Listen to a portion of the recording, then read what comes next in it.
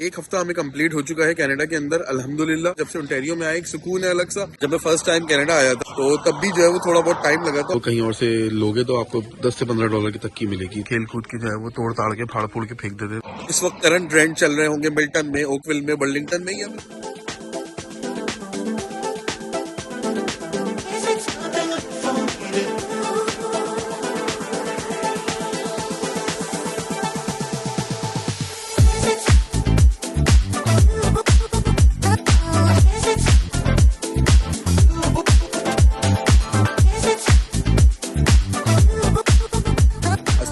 Guys. Hopefully आप लोग बिल्कुल ठीक ठाक होंगे। चैनल पे नए अब तक सब्सक्राइब नहीं किया तो जाओ फटाफट से चैनल को सब्सक्राइब कर लो।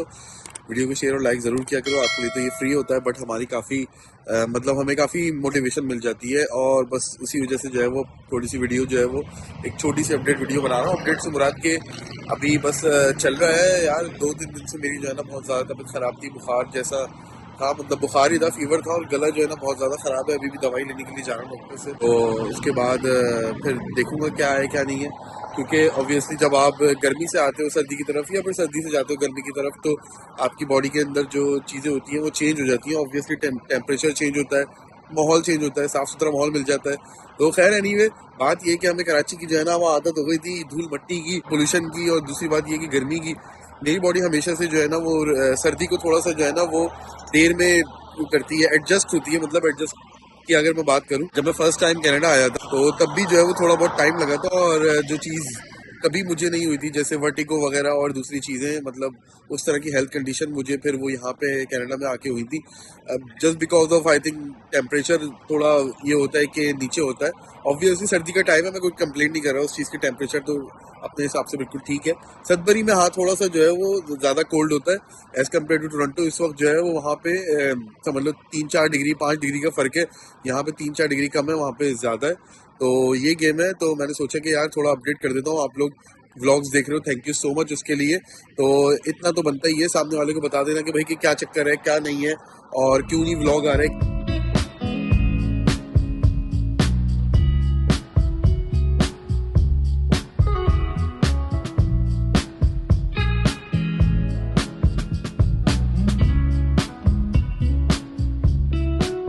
तो अगर आप लोग कनाडा में रहते हो और आप लोग को टाइलेनॉल चाहिए तो टाइलेनॉल मेरे हिसाब से जो है ना आपको डॉलरामा से सस्ती मिल जाएगी, चीपेस्ट मिल जाएगी, क्योंकि यहाँ पे देखो $4 $4.75 की यहाँ पे जो है ना आपको चीज़ें मिल जाती हैं।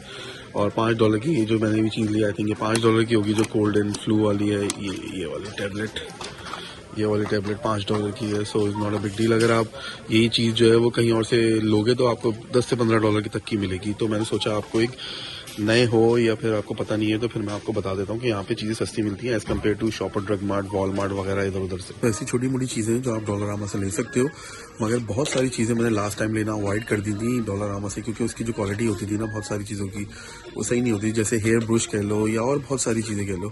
तो मैंने वो वहाँ यहाँ से लेना अवॉइड कर दी थी, क्योंकि वो भी $5 की मिलती थी और वॉलमार्ट से भी तकरीबन $5 या $6 की मिलती थी। मगर वॉलमार्ट की क्वालिटी में और डॉलरामा की क्वालिटी में ज़मीन आसमान का फ़र्क है।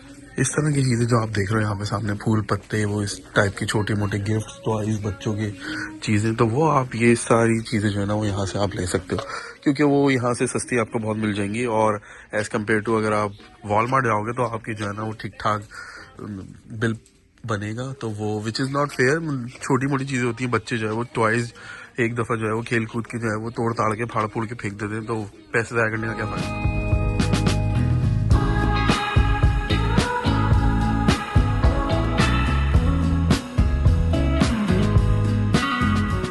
तो भाई गेम ऐसा है कि दवाइयाँ मैंने ले ली हैं दोनों, ये दोनों चीज़ें मैंने ले ली हैं। कैडविल ले ली है, एक्स्ट्रा में ख़त्म हो रही थी, और दूसरी मैंने ये टाइलेनॉल ले ली है कोल्ड एंड फ्लू वाली जो है। ऑब्वियसली आई थिंक कोल्ड का ही मुझे रिएक्शन होगा, यानी मतलब कोल्ड ही हुआ होगा।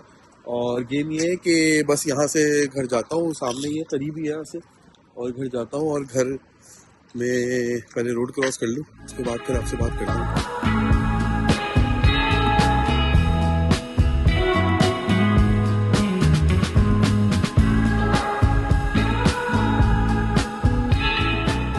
अब ऑल दो कि हमारा प्लान था इस वीक में जाने का, जो रियल्टर है हमने उनसे भी जो है वो सारी जो है ना वो अपॉइंटमेंट लिया हुआ था। 5-6 घर हमें देखने थे मिल्टन में, ओकविल में और बर्लिंगटन वगैरह में।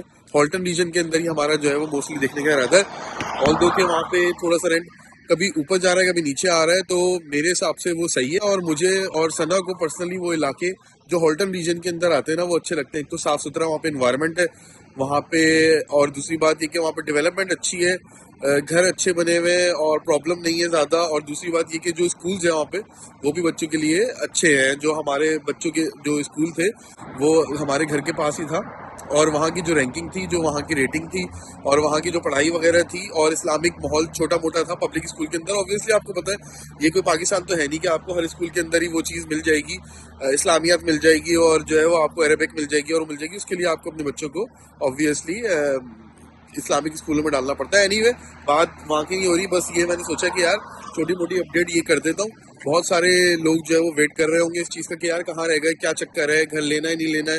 तो बिल्कुल हमारा प्लान है, घर लेना है, हॉल्टन के अंदर ही लेना है, जो हमारा टारगेट है हमने सोचा हुआ है। तो इंशाअल्लाह ताला बस अब जैसे ही ये मेरी तबीयत थोड़ी बहुत ठीक होती है, मेरा असल में गला भी जो है ना काफ़ी ज़्यादा ख़राब हुआ हुआ है, तो इतनी लंबी ड्राइविंग यहाँ से करना, 4 घंटे की ड्राइविंग अप एंड डाउन करना थोड़ा मुश्किल काम होता है। ऑब्वियसली आपको पता है यहाँ से एटलीस्ट बाकी करके ले जाए 4 घंटे, और फिर वहाँ पे 2-3 घंटे का इंस्पेक्शन वगैरह, ये वो एक फुल डे ये काम है। तो फुल डे काम के लिए अभी मेरी बॉडी शायद रेडी नहीं है ऑब्वियसली, क्योंकि थोड़ा वेदर का चेंज हुआ है, ये वो सब चीज़ें हुई हैं। जैसे ही इंशाल्लाह 1-2 दिन में ये चीज़ें बेहतर हो जाएंगी तो फिर हम लोग घरों की इंस्पेक्शन, जिसको शोइंग आप लोग कहते हैं, मतलब यहाँ पे कनाडा के अंदर शोइंग होती है, तो घरों के हाउस टूर जो चीज़ें होगी, जो हमारी रेंटल प्रॉपर्टी होगी, मैं बता देता हूँ, कोई घर हमारा खरीदने का कोई प्लान नहीं है दूर दूर तक। तो जो रेंटल प्रॉपर्टी की जो शोइंग्स वगैरह होंगी, जो भी इस वक्त करंट रेंट चल रहे होंगे मिल्टन में, ओकविल में, बर्लिंगटन में, या फिर मिसिसागा वगैरह में, मिसिसागा मिल जाए अगर उसी रेंट में जो हमारा टारगेटेड है, तो टारगेट है तो वो अच्छा हो जाएगा। ऑब्वियसली मिसिसागा की तो क्या ही बात है। तो मैंने सोचा कि आप लोगों को छोटा मोटा अपडेट कर देता हूँ। यहाँ पे जो है ना, ये देखो सदबरी का सीन कुछ ऐसे खाली खाली कुछ पड़ा हुआ होता है, तो ऑब्वियसली हमें इस चीज़ की आदत नहीं है, तो थोड़ी होम सिकनेस टाइप की जो है वो लगती है। ऑल्दो के यहाँ पे साद और उसकी वाइफ बहुत जो है ना ज़्यादा ख्याल भी कर रहे हैं, तो ये बहुत अच्छी बात है। बेचारे बहुत अच्छे दिल के लोग हैं, उनकी बड़ी अच्छी तरबियत हुई है, और बहुत ओवरऑल बहुत जो है ना उन्होंने साथ दिया है।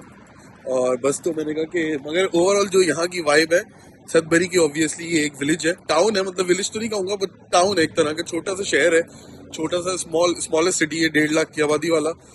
तो यहाँ पे ऑब्वियसली वो बात नहीं है जो टोरंटो की बात है। टोरंटो से मुराद जो जीटीए की बात है, टोरंटो नहीं कहूँगा। लोग कहते हैं कि भाई आप फिर आप जो है वो टोरंटो टोरंटो क्यों कहते रहते, खैर ऐसे मजाक करते हैं सब लोग। तो मैंने सोचा भाई मजाक करते हैं तो ज़्यादा चीज़ें मैं दिल पे लेता नहीं हूँ, आपको पता ही है अल्हम्दुलिल्लाह। इसलिए मेरा दिल भी ठीक है, दिमाग भी ठीक है, दोनों चीज़ें। अगर आप चीज़ें बहुत ज़्यादा दिल पे लेने लगते हैं अपने, तो आपका दिल और दिमाग दोनों चीज़ें ख़राब होने लगती हैं। तो जिसको जो भी बोलना है यार वो बोलता रहे, अपने जो है वो ख्यालों का इजहार करता रहे, मुझे उससे कोई फ़र्क नहीं पड़ता। मैं बिल्कुल जो है ना अल्लाह के शुक्र है उन चीज़ों से 4 सालों में इम्यून हो चुका हूँ। बात ये कि यार मैंने सोचा बस आप लोगों को अपनी लाइफ का अपडेट कर देता हूँ। अल्हम्दुलिल्लाह अल्लाह के शुक्र है, जब से ओंटारियो में आए एक सुकून है अलग सा, और चीज़ें अपने हिसाब से अपने पेस पे चल रही है अल्हम्दुलिल्लाह, अल्लाह का शुक्र है। 1 हफ्ता हमें कंप्लीट हो चुका है कनाडा के अंदर अल्हम्दुलिल्लाह, और कोई भी जो है ना वो इस दफ़ा हड़ाहुड़ी नहीं है, कोई अंदर से जो है ना वो बेचैनी नहीं है जैसे लास्ट टाइम थी। तो अल्लाह के शुक्र है अल्हम्दुलिल्लाह। ऑल दो कि इस वक्त हम लोग जो है वो टोरंटो टोरंटो कह रहा हूँ, ओंटारियो के एक टाउन में है, मतलब स्मॉल सिटी के अंदर है। उसके बावजूद भी नहीं है तो, बट इंशाल्लाह जो है वो हमारा इरादा है भाई, जाहिर है हम लोग जो है वो बड़े शहर के आने वाले हैं, तो ऑब्वियसली बड़े शहर में ही हमारा गुजारा होगा। तो बस यही टारगेट है। मैंने सोचा आप लोगों को थोड़ा बहुत अपडेट कर देता हूँ कि यार बस इंशाल्लाह घरों वाले जो है वो देखेंगे कि व्लॉग्स आने वाले हैं, जिसमें जो है वो रेंट के बारे में बात होगी, जिसमें जो है वो जो फैसिलिटीज़ होती हैं घरों में, जो कैनेडियन होम्स के अंदर आपको मिलती हैं, उसके बारे में बात होगी कि क्या क्या चीज़ें आपको मिलती है। मेरी खाला से ही बात हो रही थी 2-3 दिन पहले, तो मैं उनको बता रहा था कि यार कैनेडियन होम्स की ये बात होती है, ऑस्ट्रेलिया में भी मुझे ये चीज़ नहीं मिलती थी।